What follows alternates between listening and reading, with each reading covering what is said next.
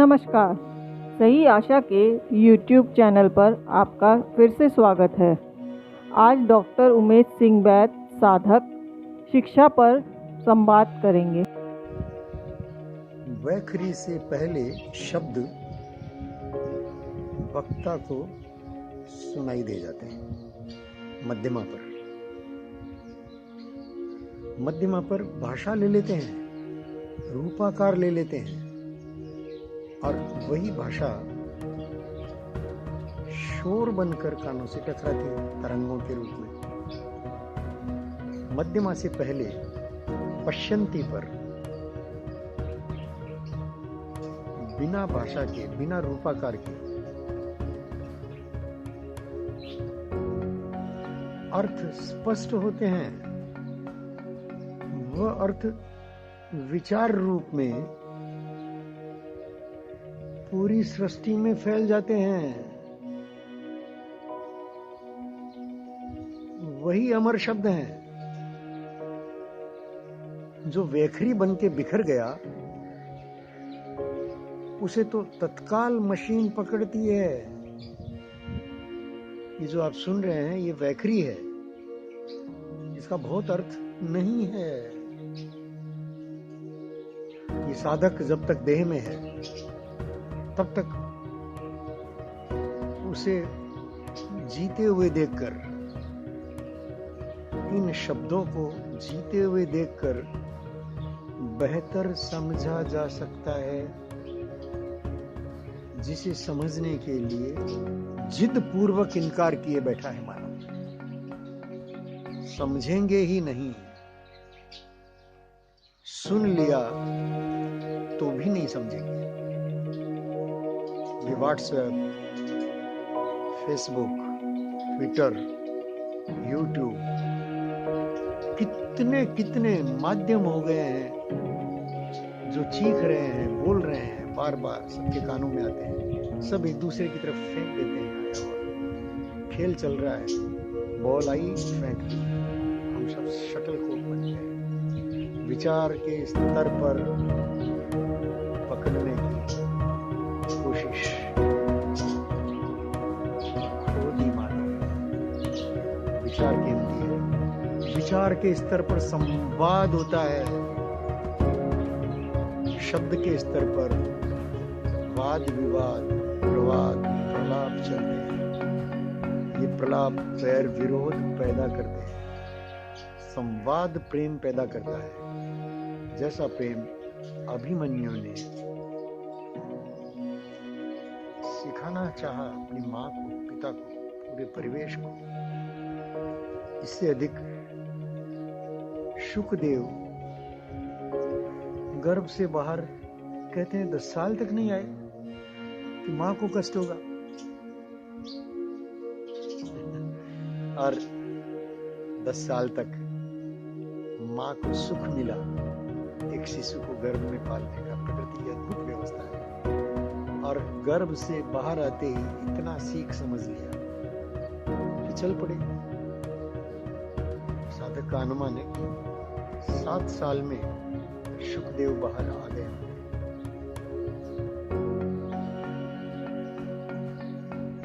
या तो 14 साल। 7 का आंकड़ा, 7 का चक्र, इसे कभी और दूसरे अर्थों में समझेंगे। गणित का अपना महत्व है। भौतिक दुनिया में गणित और दूरियों का ही महत्व है, क्योंकि भौतिक, रासायनिक सारे समीकरण दूरी और काल के आयाम में चलते हैं। और सीखना काल और दूरी के आयाम से अलग हटकर किसी चौथे आयाम में है, जिस आयाम को स्टीफन हॉकिंस को भी खोलना बाकी है। जो स्टीफन हॉकिंस खोलने के लिए और अभी इस 74-75 वर्ष की उम्र में देह को नई गैलेक्सीज की खोज में ले जाने के लिए तैयार कर रहा है। ये चौथा आयाम जो है वो मानव के अपने मन के भीतर है। भीतर खोजा जाए तो मिलता है, किसी को भी मिलता है। मानव का अधिकार है, किसी को भी मिलता है, सबके लिए उपलब्ध है, सहज उपलब्ध है।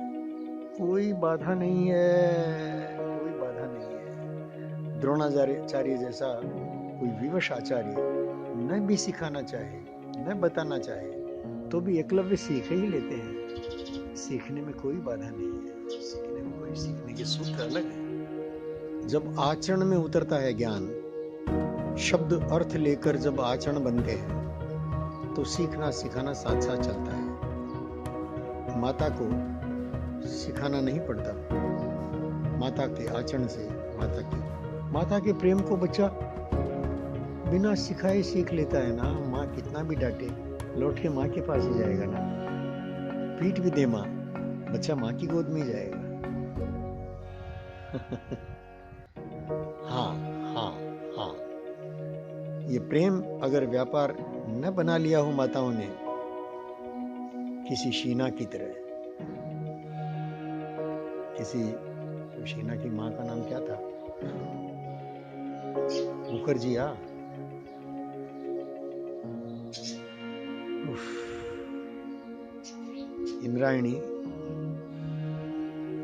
इंद्रायणी ने अपने प्रेम को व्यापार बनाया, फलतः अपनी ही पहली शिशु संतान का स्वयं अपने हाथों से गला घोटने तक की अवस्था बनी। यह है आज की शिक्षा के फलित।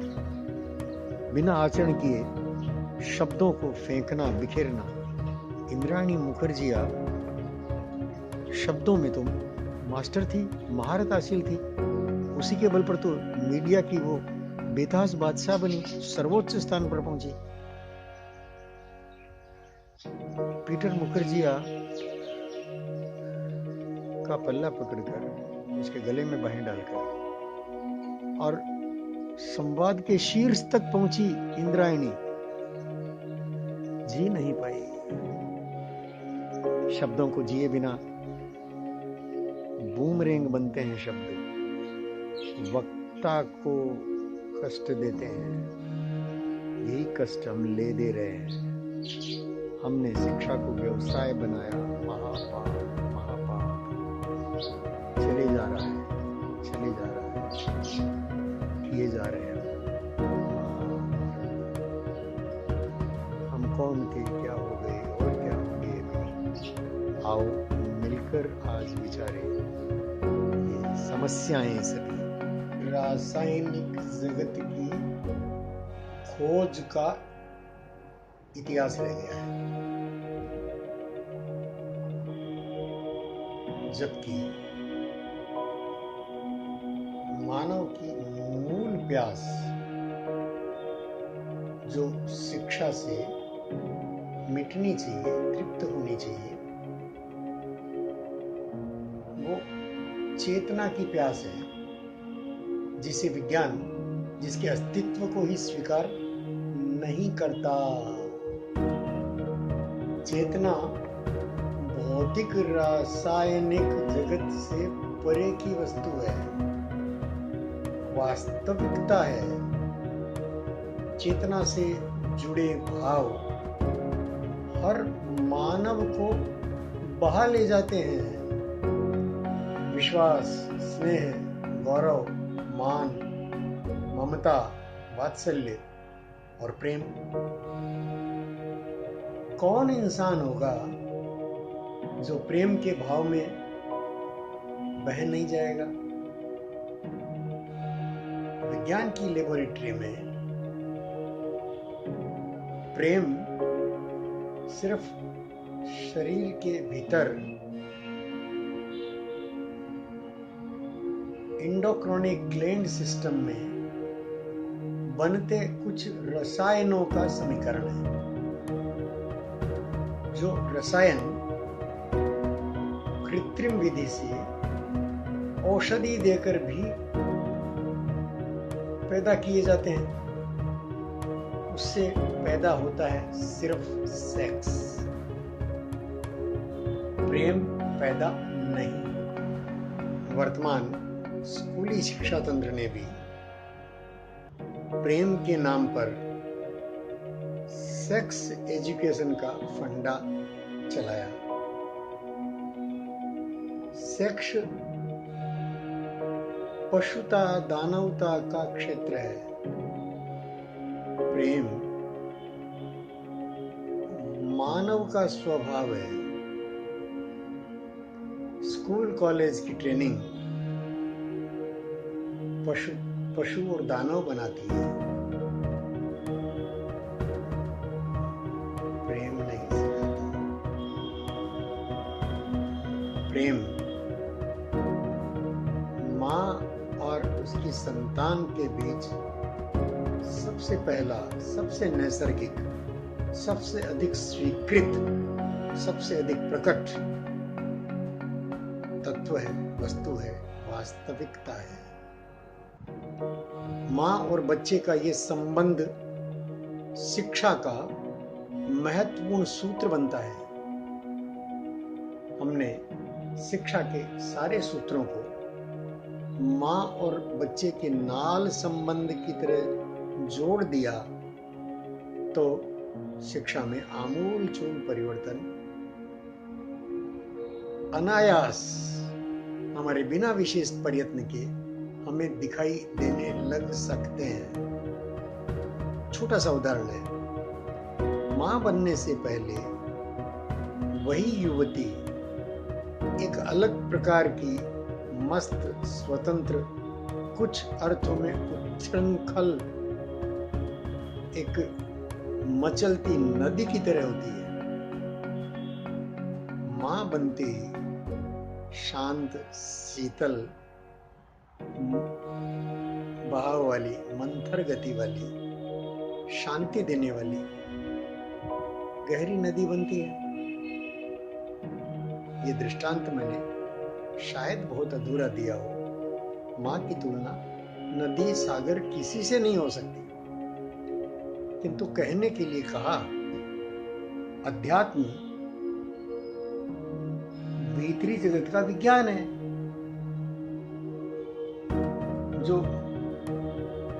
कॉमन तल है दोनों के बीच का, वो मन है।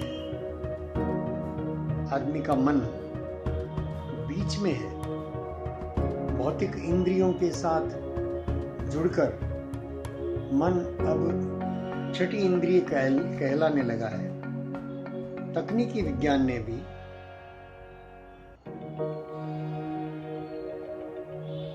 कई दिशाओं में मन की सत्ता को, मनोविज्ञान को, ऑकल्ट को स्वीकार किया है। इस पर खोज चल रही है, लंबे समय से चल रही है।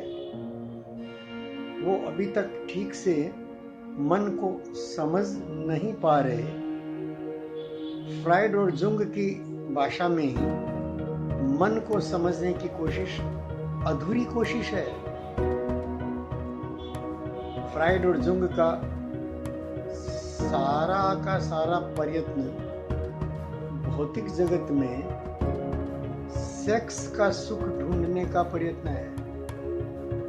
उस कोने से मन को पकड़ने की कोशिश की तो मन को पशु बना दिया, दानव बना दिया। जबकि मन चैतन्य सत्ता का एक सबसे निचला हिस्सा है, अविभाज्य हिस्सा है, अलग नहीं हो सकता। उस दिशा से, उस आयाम से, उस कोने से मन को समझा जाए तो मन का मान स्वतः ऊपर हो जाता है, चेतना के क्षेत्र का दूत बन जाता है। मन हनुमान का पद पा जाता है। हनुमान बहुत प्यारा शब्द है, छोटा मन। ये हनुमान हम सब में निरंतर बैठा है, हमें सतपथ पर चलाता है। यही हनुमान हमें राम से मिलाता है, प्रेम के रास्ते। यह हनुमान हम सबके भीतर बैठा शिशु ही है। इसे प्रतीक रूप में और खोलेंगे और बात